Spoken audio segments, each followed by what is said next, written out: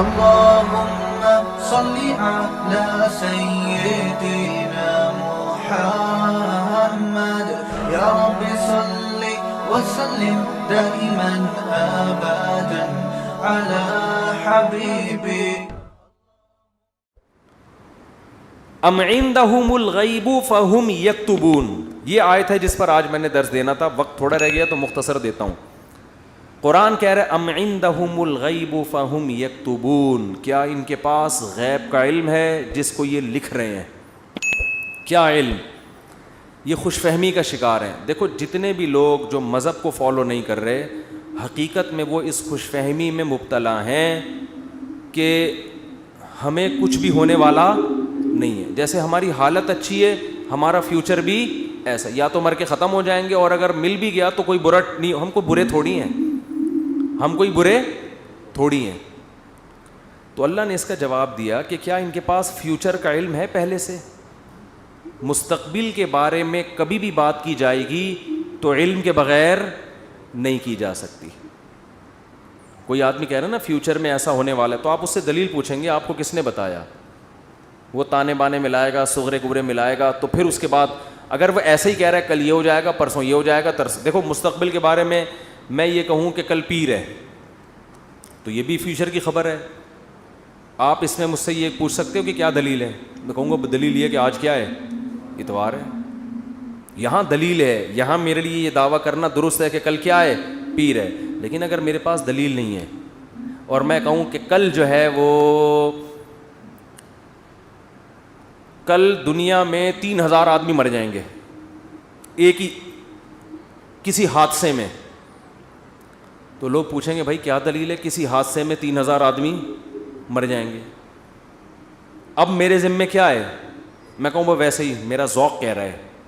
تو یار کوئی مانے گا کوئی؟ اچھا عجیب بات یہ ہے کہ روحانی عاملوں کی یہ باتیں مان لیتے ہیں لوگ. میں یہ کہوں نا کل 3000 آدمی ایک حادثے میں، اللہ نہ کرے مرے ہیں، میں ایک مثال دے رہا ہوں، تو لوگ کہیں گے کہاں سے پتہ چلا؟ لوگ کہیں گے بھائی جھوٹ بول رہے، اس کو کس نے بتایا؟ یا تو قاتلوں سے تعلقات ہیں جس نے مارنے کا ارادہ کیا ہے، ایسا بھی نہیں ہے تو یہ ہوائی بات ہوگی.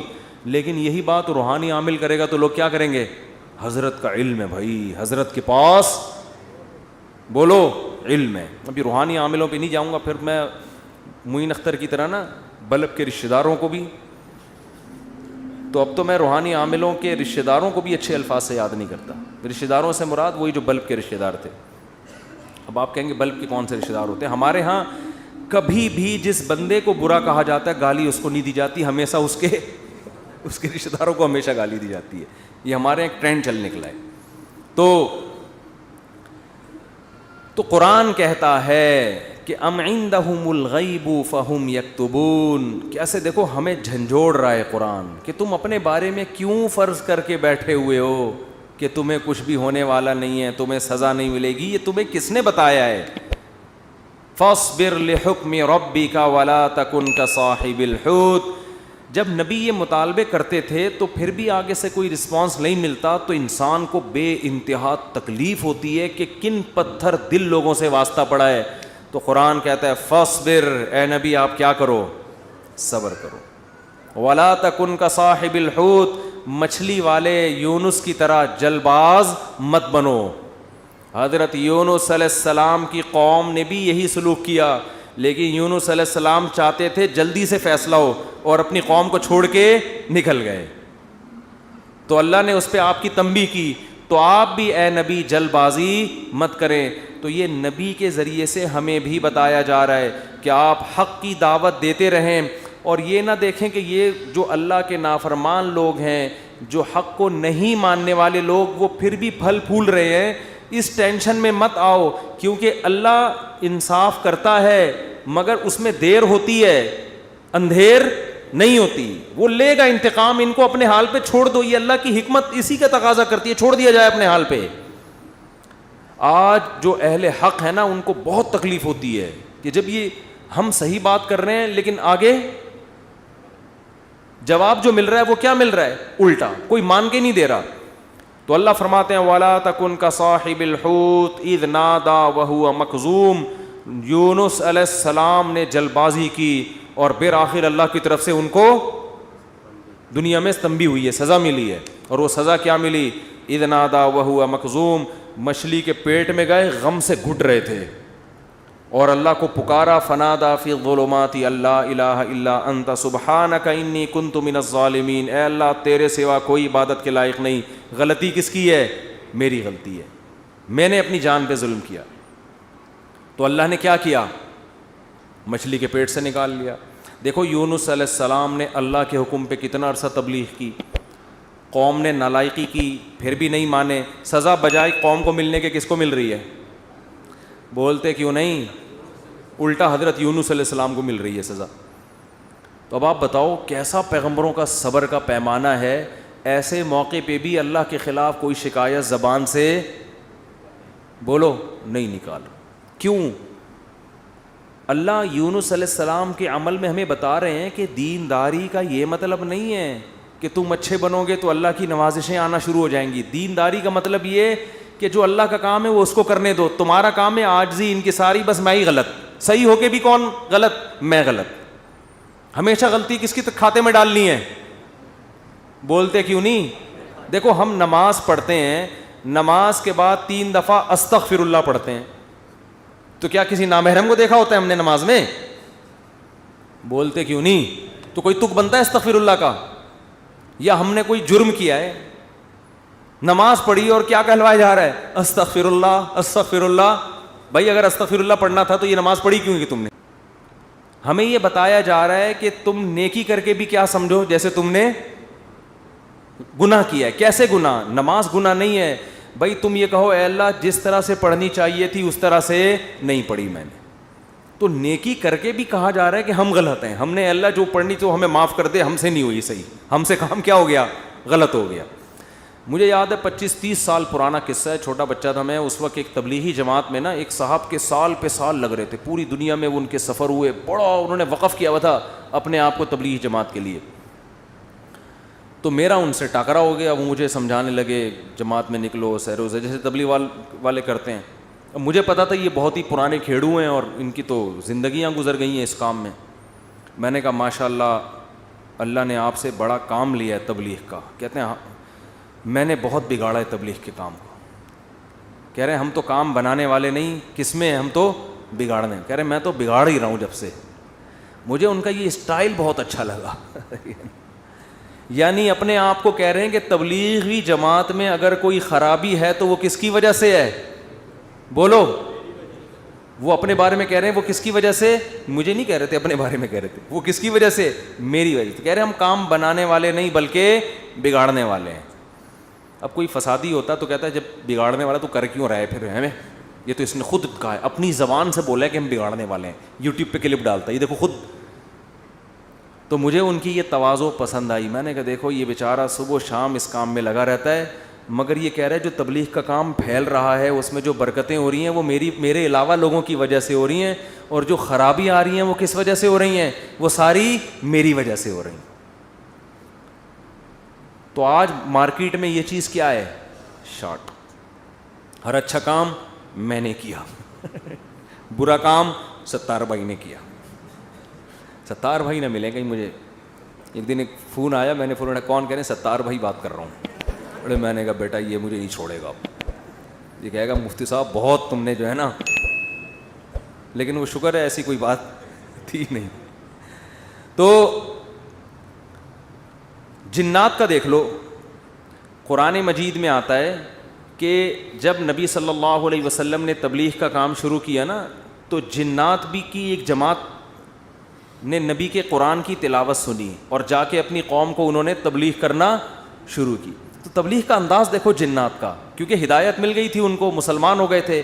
تو تبلیغ کیسے کر رہے ہیں کہ بھئی دیکھو دنیا میں کوئی بڑا کام ہوا ہے, ہمارا آسمانوں پہ داخلہ بند ہو گیا, انا لا ندری ہمیں نہیں پتا, اشر ارید بمن فی الارض کہ جو اللہ نے محمد صلی اللہ علیہ وسلم کو دنیا میں بھیجا اور شیاطین کا اوپر جانے کا سیٹ اپ بند کر دیا, ہمیں نہیں پتا کہ زمین والوں کے ساتھ شر کا ارادہ, کیونکہ بعض دفعہ اللہ پیغمبروں کو بھیجتے ہیں حجت تمام کرنے کے لیے تاکہ حجت تمام ہو اور پوری قوم کو تباہ کر دیں, تو شر بھی ہوتا ہے نا اس میں.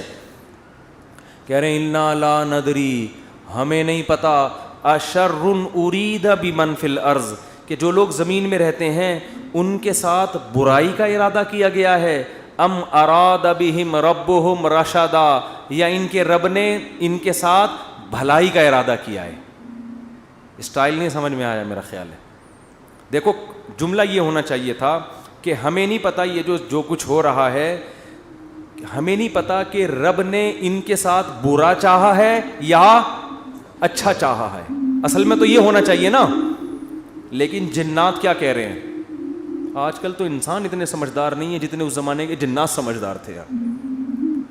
جنات یہ نہیں کہہ رہے کہ ہمیں نہیں پتا کہ اللہ نے انسانوں کے ساتھ برائی کا ارادہ کیا ہے یا اچھائی کا. یا تو یہ کہنا چاہیے تھا، یا جنات کو بالکل اس کے الٹ کہنا چاہیے تھا کہ ہمیں نہیں پتا کہ زمین والوں کے ساتھ برائی کا ارادہ کیا گیا ہے. کر کون رہا ہے یہ نام نہیں لے رہے، ہم ہائی لائٹ نہیں کر رہے.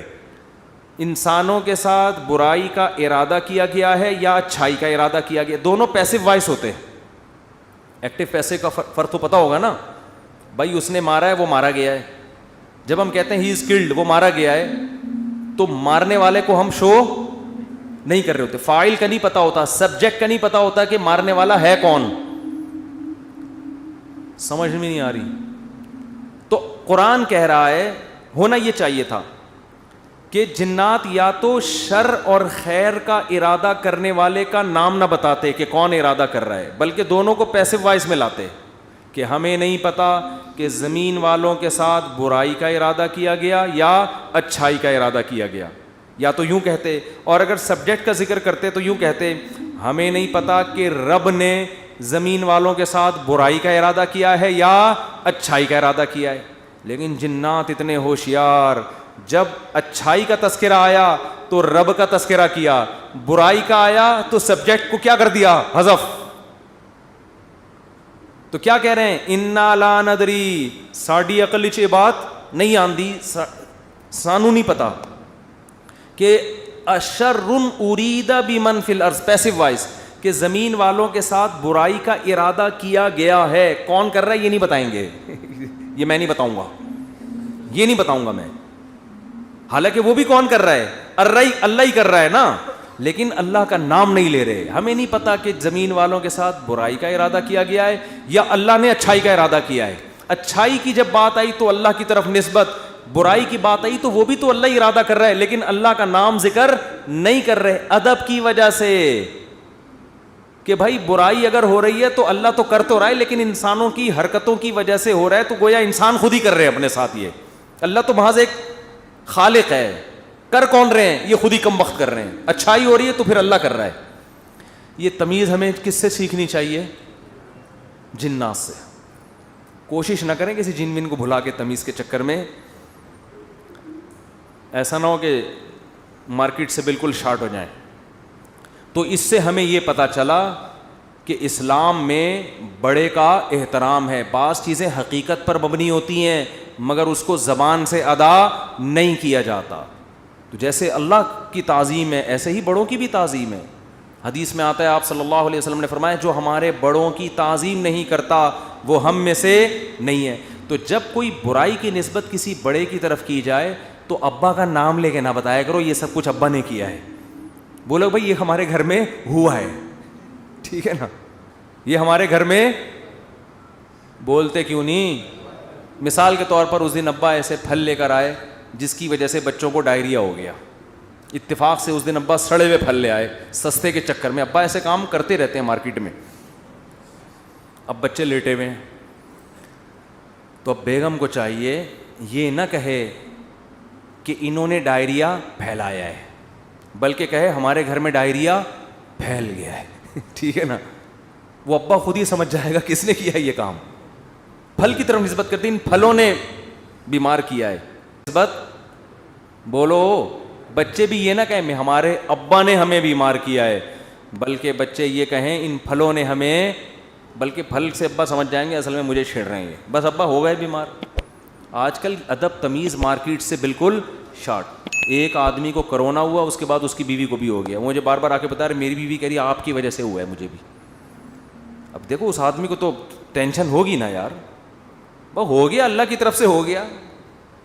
نہیں پہلے آپ کو ہوا تھا تو آپ کی وجہ سے کس کو ہوا ہے؟ مجھے. اسی طرح شوہر بھی بیوی پہ بلی ڈال سکتا ہے, تمہیں ہوا تھا تمہاری وجہ سے مجھے ہوا ہے. بھائی کس کی وجہ سے ہوا ہے؟ بس اللہ کی قدرت ہے, ہو گیا. چھوڑو وہ کون گلے ملا تھا آپ سے, کس نے آپ کی طرف منہ کر کے چھینکا تھا. ہم ایسے بہت سے لوگوں کو جانتے ہیں جو ٹی بی کے مریضوں کے ساتھ چپک کے انہوں نے زندگی گزاری, خدمت کی, مگر ان کو ٹی بی نہیں ہوئی, اور 2 گھر چھوڑ کے جو بندہ بیٹھا ہوا تھا اس کو ہو گیا. تو آج کل نا یہ تمیز مارکیٹ سے شارٹ ہو رہی ہے. بڑے چھوٹے کا ادب کیا ہو رہا ہے؟ ختم, فوراً بلی ڈال دیتے ہیں اس نے کیا یہ.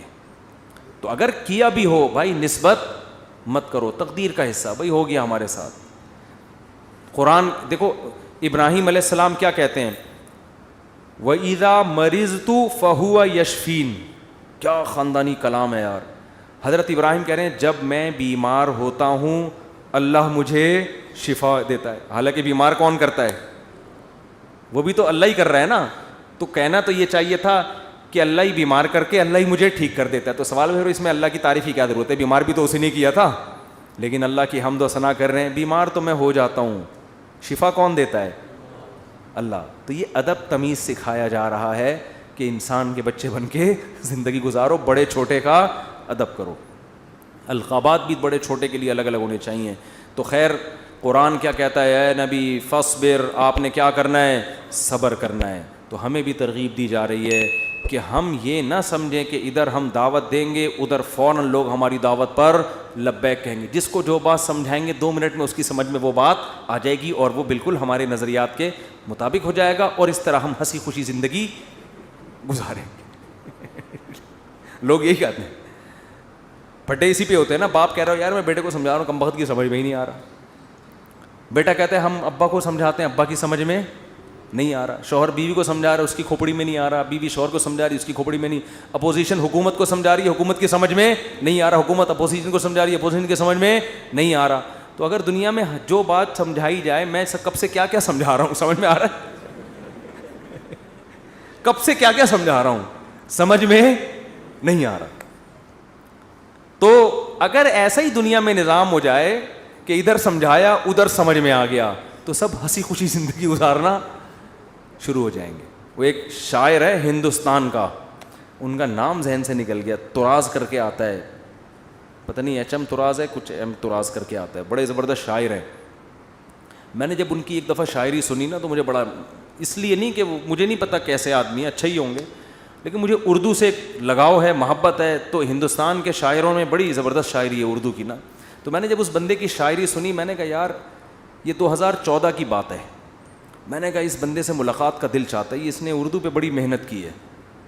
تو اللہ کی قدرت, یہ جو عمرہ ہے نا, عمرہ یہ مسلمانوں کے لیے بہت بڑا ایک ذریعہ ہے آپس میں کمیونیکیشن کے لیے. یہ میں نے انگریزوں کی کتاب میں یہ بات پڑھی ہے, گوروں نے لکھا ہے کہ مسلمان سائنسدان جو بہت بڑے بڑے حکیم بنے نا, جنہوں نے جڑی بوٹیوں پہ ریسرچ کی, اس کی ایک بہت بڑی وجہ مسلمانوں کا حج ہے. کیونکہ حج کرنے کے لیے کہاں کہاں سے, ساؤتھ افریقہ سے اور کہاں کہاں سے دنیا سے لوگ آتے تھے. وہ پیدل جنگلوں سے گزرتے اور اس میں جڑی بوٹیوں پہ تحقیق کرتے تھے. آپ ذرا حکیموں کی, پرانے حکیموں کی کتابیں پڑھیں نا, ایسے ایسے جڑی بوٹیوں کے خواص لکھے ہیں. آدمی کہتے ہیں انہوں نے ان کو یہ پتہ کہاں سے چلی. تو وہی حج اور عمرے سے جو مسلمانوں کے سفر ہوئے ہیں, پھر مختلف ملکوں کے لوگ آ کے عمرے میں ایک دوسرے سے ملتے ہیں, ایک دوسرے کی تہذیبیں سیکھتے ہیں, سکھاتے ہیں. یہ مسلمانوں کے لیے یہ بہت بڑا ایک ذریعہ بنا ہے. یہ بیت اللہ جو ہے نا, یہ مسلمانوں کو آپس میں کنیکٹ کرنے کا صدیوں سے ایک بہت بڑا ذریعہ ہے. یہاں کے ترکی, پاکستانی, انڈونیشیا سب آ کے کیا ہوتے تھے, مل جاتے ہیں. تو میری خواہش تھی, میں نے کہا یار کبھی ان سے سلام دعا ہو جائے تو اچھا ہے, خوشی ہوگی. تو وہ میں نے ویسے ہی, انڈیا کے کچھ لڑکے بیٹھے ہوئے تھے, بیت اللہ میں عمرہ کیا ہم نے. میں نے کہا یار وہ ایک شاعر ہے, انہوں نے کہا اتفاق سے عمرہ کرنے آیا ہوا ہے. میں نے کہا میری ملاقات کرا دو. تو مجھے نہیں پتا تھا وہ مجھے جانتے ہیں. تو جب ملاقات ہوئی انہوں نے کہا میں تو آپ سے خود بہت دنوں سے ملنے کا مشتاق, آپ کے بیان سنے بڑا مزہ آتا ہے. اس وقت میرے آڈیو بیان ہوتے تھے. تو بات کیا کر رہا تھا میں, تو ان کا ایک شعر تھا, شعر ہی بھول گیا. شعر کا ایک جملہ مجھے یاد ہے, کیونکہ ہم ہر چیز آدھی یاد کرتے ہیں نا. وہ ابتدائی عشق میں دل ہوا یوں خراب آدھا والا شعر کی وجہ سے. تو اس نے کہیں اپنی محبوبہ کا, شاعر نے تذکرہ کیا ہوگا کہ وہ کہیں چلی گئی, یوں ہو گیا, ٹینشن میں آ گیا. تو اس نے لکھا یہ انہونی نہیں ہوتی تو پھر ہونے کو کیا ہوتا, یہ انہونی نہیں ہوتی تو پھر ہونے کو. یعنی دنیا میں کچھ عجیب سے کام ہوتے ہیں تو پھر ہوتا ہے نا کچھ تو آدمی انجوائے کرتا ہے کچھ ہوا ہے. یعنی اگر شاعر کا تخیل بیان کر رہا ہوں, ایسا نا آپ اس شاعر کو کہیں کون سی معشوقہ تھی تمہاری مارکیٹ سے شارٹ ہو گئی, مفتی صاحب نے ہمیں بتایا, شاید ہم پولیس بھیج کے اس شاعروں کا کلام کا کچھ بھی مطلب نکالا جا سکتا ہے.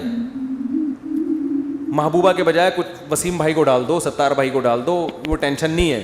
شاعر کے کلام کو کبھی الفاظ کو نہیں پکڑا جاتا, اس میں ہر آدمی اپنے حساب سے اس کا مفہوم بیان کر رہا ہوتا ہے. تو ہم نے اس کو اپنے حساب سے اس شعر کو لیا کہ دنیا میں کچھ ہونے کے لیے کچھ انہونیوں کا ہونا بولو ضروری ہے. سمجھ رہے ہو؟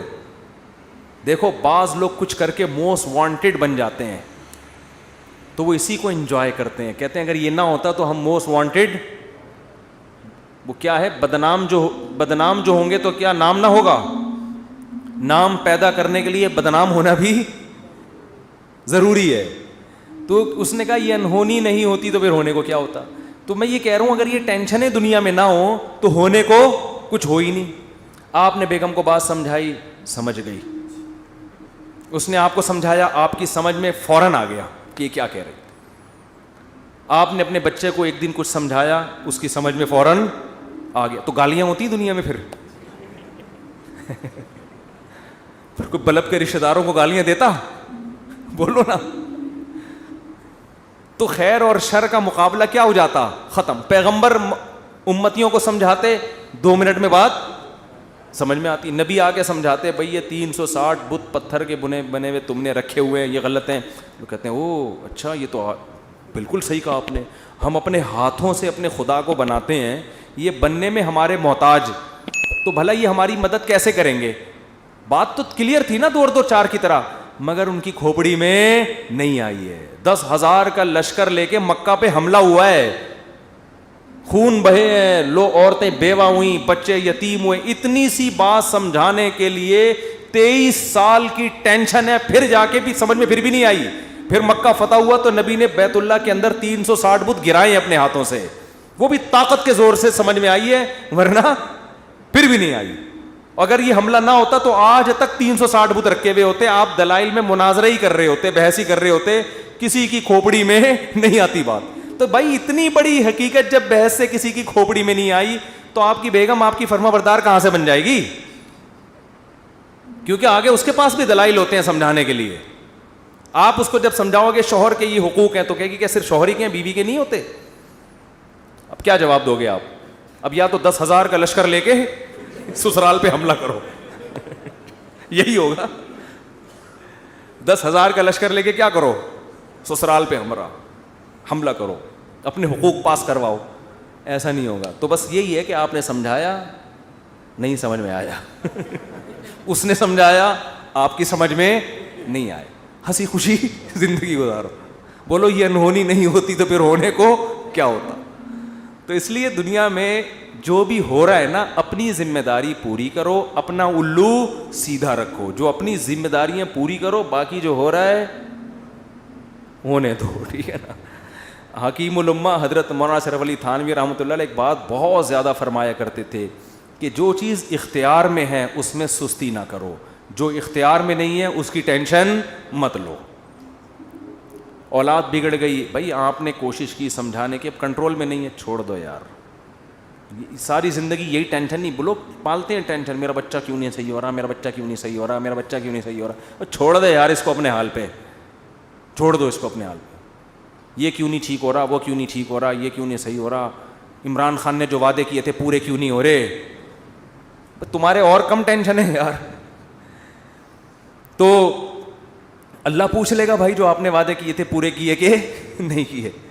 تو جو کام اپنی ذمہ داری میں, حتیٰ کہ کسی نے ان سے پوچھا کہ حضرت میرا نماز میں دل نہیں لگتا, خیالات منتشر رہتے ہیں. انہوں نے فرمایا نماز میں دل لگانے کی کوشش کرنا فرض ہے, دل لگنا فرض نہیں ہے. کوشش کرو, لگے ٹھیک ہے, نہیں لگے تو بھی ٹھیک, ہمارے اختیار میں نہیں ہے بھائی. جب نماز میں دل نہ لگنے کے بھی ٹینشن, کیونکہ اللہ نے کبھی ایسی بات پہ اللہ آپ کو نہیں پکڑے گا جو آپ کے اختیار میں نہیں ہے. ہمارے جامعہ دارالفتہ میں حضرت مفتی رشید احمد صاحب کے ایک مرید تھے کیا ہیں ابھی بھی, تو وہ نماز میں ان کو نیند بہت آتی تھی, ویسے جاگتے رہتے تھے, ادھر نیت باندھی سو گئے, ادھر نیت باندھی, کھڑے کھڑے سو رہے ہوتے تھے, سجدے میں گئے اٹھ ہی نہیں رہے, کونی مار کے اٹھاتے تھے ان کو, اٹھو بھائی, اور ویسے ٹھیک ٹھاک پھر رہے ہیں. وہ تھے بڑے نیک, ان کو فکر تھی یار نماز میں دل لگانا چاہتا ہوں, اور نمازیں بھی ماشاءاللہ بہت پڑھتے تھے, تہجد کے پابند, لیکن جب کھڑے ہوئے سو جاتے تھے. تو ایک دن انہوں نے لکھا کہ حضرت میں ٹینشن میں آ گیا ہوں, میں نماز میں ادھر نیت باندھی اور ادھر آنکھ لگ گئی. تو فرمایا کوئی ٹینشن لینے کی بات نہیں ہے, نماز کا بھی پورا ثواب مل رہا ہے بھائی, نماز کا بھی پورا ثواب اور نیند کے بھی مزے, کیونکہ یہ آپ اپنے اختیار سے یہ نہیں کر رہے, یہ غیر اختیاری ہے. جان کر کوئی خراٹے لے رہا ہے نا کم بخت نماز میں, کھڑا ہوا ہے اور آنکھیں بند کر کے کوشش کر رہا ہے کہ میں سو جاؤں, یہ غلط ہے. بھئی آپ جاگنے کی کوشش کر رہے ہو پھر بھی نہیں جاگتے, کوئی ٹینشن کی بات نہیں ہے, اس سے نہ کوئی درجات میں کمی آئے گی. آج بہت سے لوگ کہتے ہیں نماز میں مزہ نہیں آ رہا ہم کو, نماز میں مزہ نہیں آ رہا. بھئی مزہ تو بریانی کھانے میں آئے گا مسالے والی, اس میں اگر نہیں آ رہا مزہ تو ڈاکٹر کو بتائیں پیٹ میں کوئی, پشاور میں گئے اور چپلی کباب کھانے کا مزہ نہیں آیا تو یہ پشاور کا فالٹ نہیں ہے, یہ آپ کے پیٹ کا فالٹ ہے. آپ چائے کے عادی ہو, آپ کوئٹہ اور چمن میں بھی آپ کو چائے پینے میں مزہ نہیں آیا تو چائے کا فالٹ نہیں ہے, آپ کو غلط چائے پینے کی عادت پڑ گئی ہے. سٹوں کی بھی بات بتاؤں چھوڑو رہنے. تو اسی طرح یہ تو بریانی ہے مسالے والی, نماز مزے کے لیے تھوڑی ہے, بریانی ہے مزے کے لیے. نماز تو عبادت ہے, آپ نے پراپر طریقے سے اپنی ذمہ داری پوری کرنی ہے. کبھی انسان کی طبیعت میں نشاط ہوتا ہے, بڑا مزہ آ رہا ہوتا ہے نماز میں, آنسو نکل رہے ہوتے ہیں, کبھی طبیعت میں ٹینشن ہوتی ہے, تو آپ اپنی ذمہ داری پوری کرو, ان چکروں میں مت پڑو کہ مزہ آ رہا ہے یا نہیں آ رہا. سمجھتے ہو کہ نہیں سمجھتے؟